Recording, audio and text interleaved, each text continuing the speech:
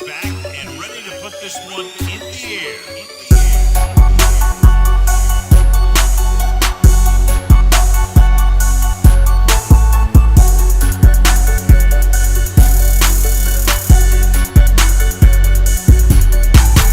What's up, everybody? This is Retro. And DjBearCuz. And this is Unlimited Propaganda.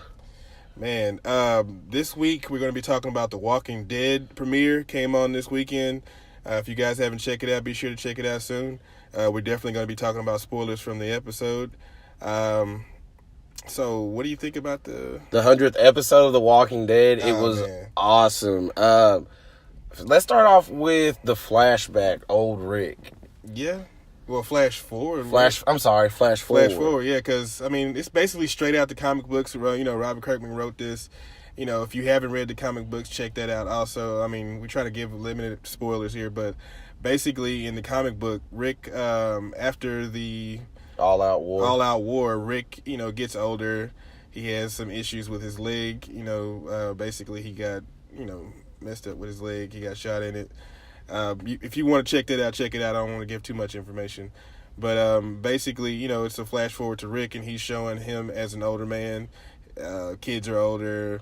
Him showing, a better life. Yeah, way better life. You know? But how can this better life come out of this all-out war with Negan? Right.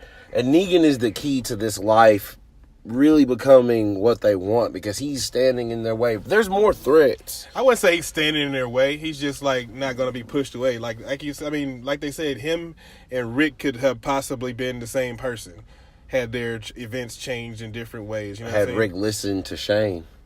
Right. Yeah.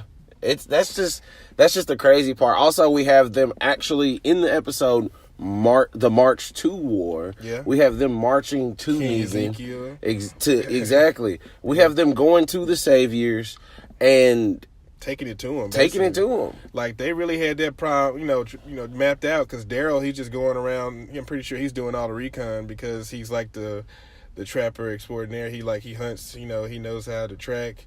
I wouldn't say it was just Daryl. It's a full team effort. Yeah, but that's what I'm saying. Like, I'm pretty sure Daryl struck out first because he's always been the recon guy. Yeah, definitely. Him and Rick definitely planned this excursion against the Saviors. Now, also, I mean, what about with Carl and the scene where it's literally from the first episode? Like, right.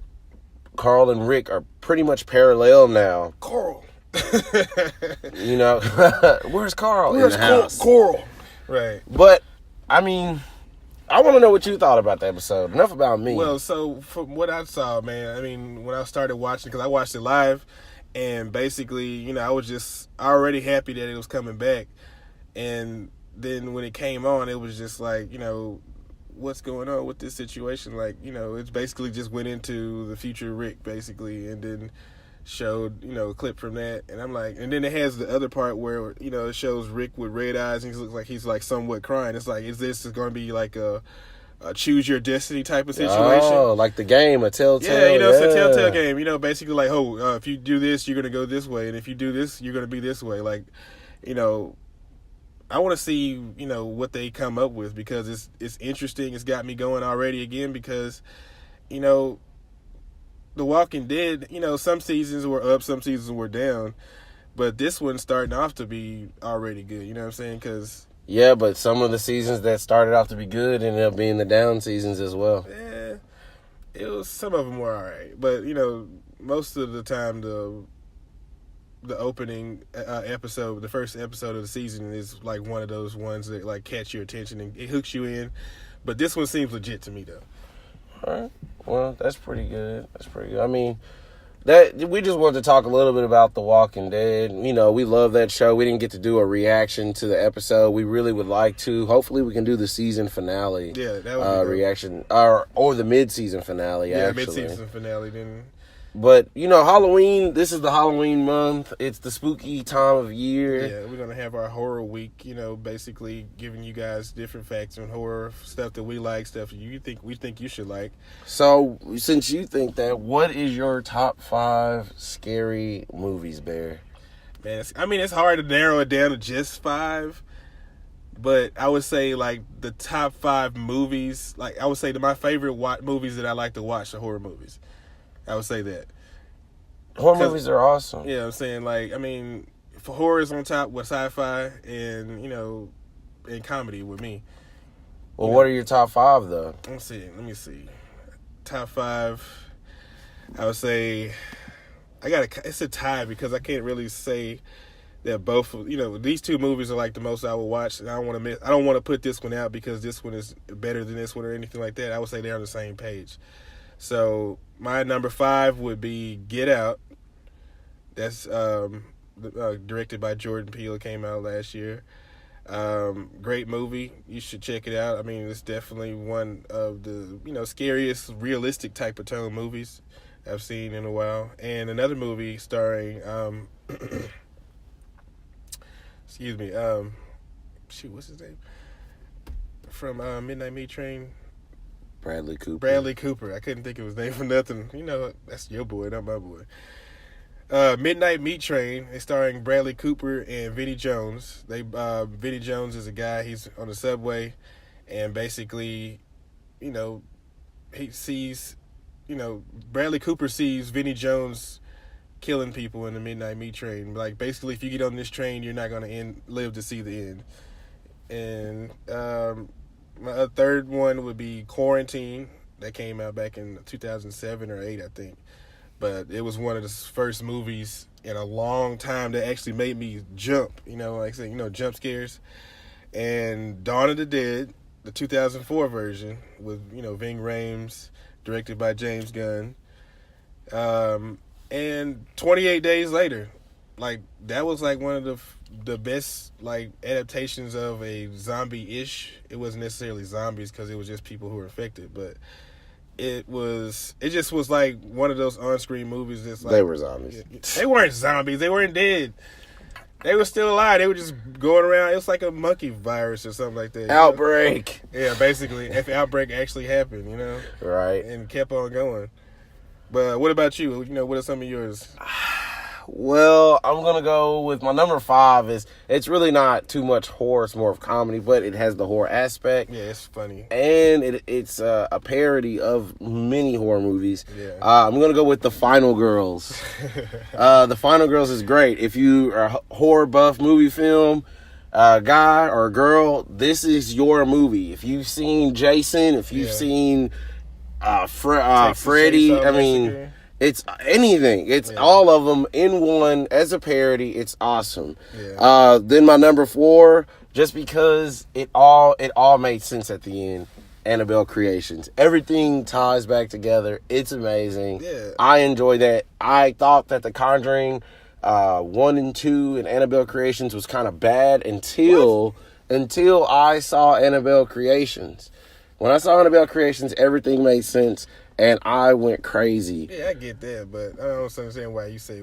I don't think they were bad. I'm not saying they were bad. I get you say it makes sense. It makes more sense. Everything tied together. So now my third one, I'm gonna have to agree with Bear on this one. Dawn of the Dead. Like this one is probably one of my all-time favorites. Again, directed by Zack Snyder. Zack Snyder, yeah. But wrote by James Gunn.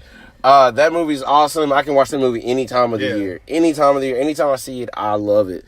The Belko Experiment will be my second choice. Belko Experiment was lit, though. Also written by James Gunn. I mean, this guy, when he really sits down and takes his time. He's got some really, like, dark, grisly movies, like... That he has written. Wrote, even though he did Guardians of the Galaxy, he's like, he's got this side of him where, like, he can do some good horror. Exactly, man. And my favorite, last but not least, written and directed by Wes Craven. No surprise. Scream. Scream is the best movie, horror film. Yeah. Yes, it's one of the best. If you don't like the second and third one, I understand. But if you can't appreciate the first, Sydney. Yes, if you can't appreciate appreciate the first one, I'm sorry.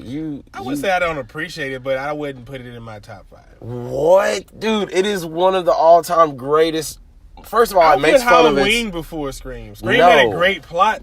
that was a great thing about Scream. Yes, the but plot was great. You have to but understand, the movie overall wasn't that great. But they understood that. And they somewhat understood that they were in a movie. Like, for them to actually follow and abide by the rules of scary movies and to live through them, that is awesome. When I sit there and watch a movie and you say, oh, that's stupid, why would you do that? You can't tell me that Scream isn't like that. When you watch Scream, they tell you what not to do, and they come about different ways of the killer. You do it anyway, but you still die. Reason why? Because you did what you weren't supposed to do, as far as the rules of the movie.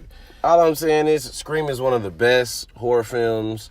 I'm not saying that it's the best to everybody. This is just my opinion. Yeah, I got you. But that's our top 5. We want to know what you guys think about our top 5. Also, we want to hear about your top 5 favorite scary movies of all times, because if we haven't seen some, let us know, because we want to check some horror films out. Yeah, I always like checking out different movies. Like, I mean, especially when, it's more suspense than horror, but The Green Room, that was a good movie too, what I'm saying? Because I just checked it out, looked at it and seen it, and Patrick Stewart, he's on there killing people. Like, you've never seen it. You don't want to spoil it for the people if they haven't seen it. Yeah, don't let them know. Yeah, I'm going to give him too much, but, it was a good movie. Check that out, too, Green Room. But, we have a movie fact today. We're going to switch things up. We're going to start doing It's Bear's movie fact. Unlimited movie facts for Bear. Yeah. So, Bear, go ahead and give us the movie fact.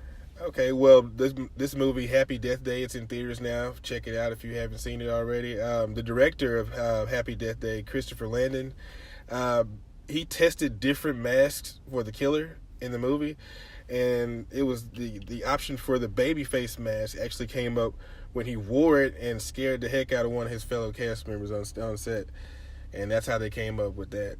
With that mask for the movie. Yeah. I mean, that's pretty cool. I mean, I enjoyed the movie when I watched it. It's different. It's not completely different from any other movie that, you die, they have to come back. You die, they come back, or the time runs out and they have to start all over. It's a normal movie just like that, but it's also different in its own way. I don't want to give away any spoilers just in case people haven't seen it yet. But I want people to go check out Happy Death Day. We didn't get to do a movie review on it, but we definitely saw it, and we enjoyed it. I mean, again, not the best movie of the year. There's some things that could definitely be worked on in that movie. It can definitely be, fixed, but, any movie can be fixed, except for New Hope. But, yeah, I mean, as far as, movies, you can definitely be, we check some out that you haven't seen. Happy Death Day is one you should definitely go see. I enjoyed it.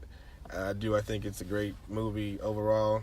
In far as horror films of all time, I give it top 20 maybe. I can go lower than that, but I mean, we don't really have too many good horror films just now that's screaming out. So I can see where you come from on that. But, I mean, guys, it looks like that's our show for today. We just wanted to pop in and say what's up. Don't forget, we are doing a giveaway for a $25 Hulu gift card. What that Hulu? But first, Bear, how many subscribers do we need to get this gift card? We got to get up to 200 subscribers. We'll be able to give away that $25 Hulu gift card. And as soon as you like, subscribe, and make sure you comment. And that way you can be able to get entered into the drawing for the $25 gift card. Oh, that's what's up. That's what's up. Well, I'm Retro. I'm DjBearCuz. And guess what? Keep it unlimited. Peace. Later, guys. Why don't you? There are certain rules that one must abide by in order to successfully survive a horror movie. For instance, never, ever, ever, under any circumstances say, I'll be right back. Because you won't be back. I'm getting another beer. You want one? Yeah, sure. I'll be right back. You see, you push the laws and you end up dead. Okay, I'll see you in the kitchen with a knife.